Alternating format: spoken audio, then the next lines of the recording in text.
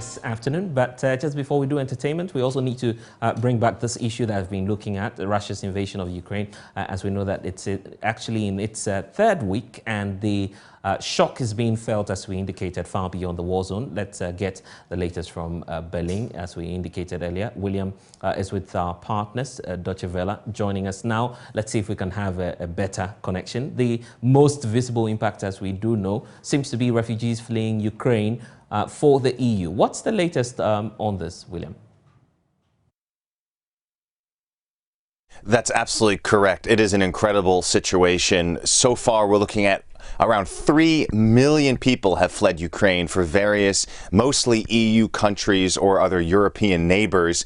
The majority of that going to Poland, of course. Here in Germany, officially, at last count, there's at least 160,000 Ukrainians who have come largely from Poland and other European countries into Germany by train and by bus. But those are hardly the correct or the total numbers, because Ukrainians can come to Germany, they can come to the EU without a visa. They don't need to register. There's no paperwork. There's no paper trail. So officials say it's much, much higher than that 160,000 they're counting, especially when so many people are being taken in by private families, by private people with no actual record. It's a huge amount of people. We are far outstripping what we saw in 2015 with the so-called crisis then, when people from the Middle East, Syria, Afghanistan, Iraq, etc., came largely to Germany, but all around the EU.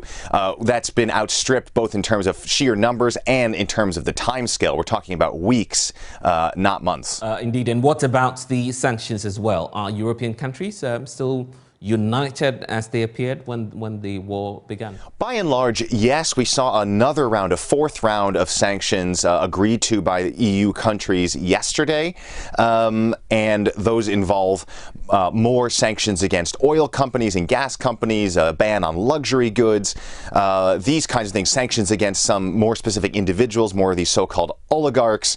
But there's criticism because the big money gamer there is, of course, oil and gas. The European Union, that is so reliant on Russian energy, still has not fully prevented the buying and the shipment and the use of Russian oil and gas, because the EU would be in some dire straits given its dependence on Russia. And European countries are very, very sensitive politically to the blowback on voters and how much things would cost. Here in Germany, there's currently a big debate going on about lowering energy prices and subsidizing gas prices and how that would actually work.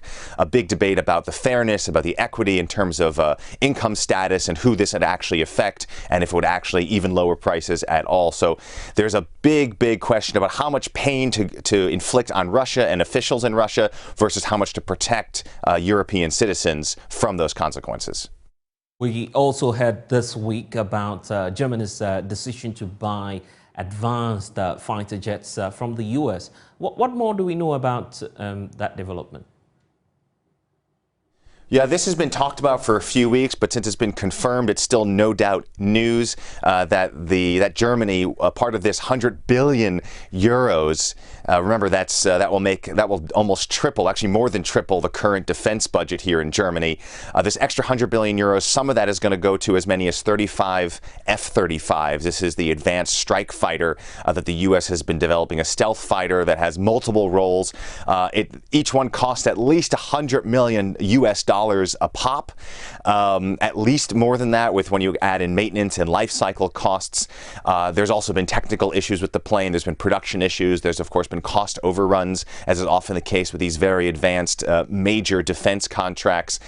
So it's quite an outlay for Germany, but Germany is seen as needing to replace its 40-year-old Tornado jet to be able to maintain its commitments to NATO, to be able to carry in a crisis situation American nuclear weapons. It's part of the commitment to be part of NATO, to be able to do that, and the F-35 is seen as that. The problem is there's a competition here in Europe with the Eurofighter, which is a joint project with France, and so there's looked to be to see some competition there between U.S. and European defense contract interests. However, Germany says they're not putting one over the other. They will be ordering these Eurofighters as well. Of course, it should be noted the F-35 is already available. The Eurofighter is still in development. And William would have to wrap up here, but thanks for giving us the latest. And that's all we have by way of this edition of The Pulse here on the Joy News channel. Stay with us. We have interesting programming coming your way. Don't forget to log on to myjoyonline.com. That's where you get the latest of all of our stories. My name is Blessed Suga. Let's Talk Showbiz is next.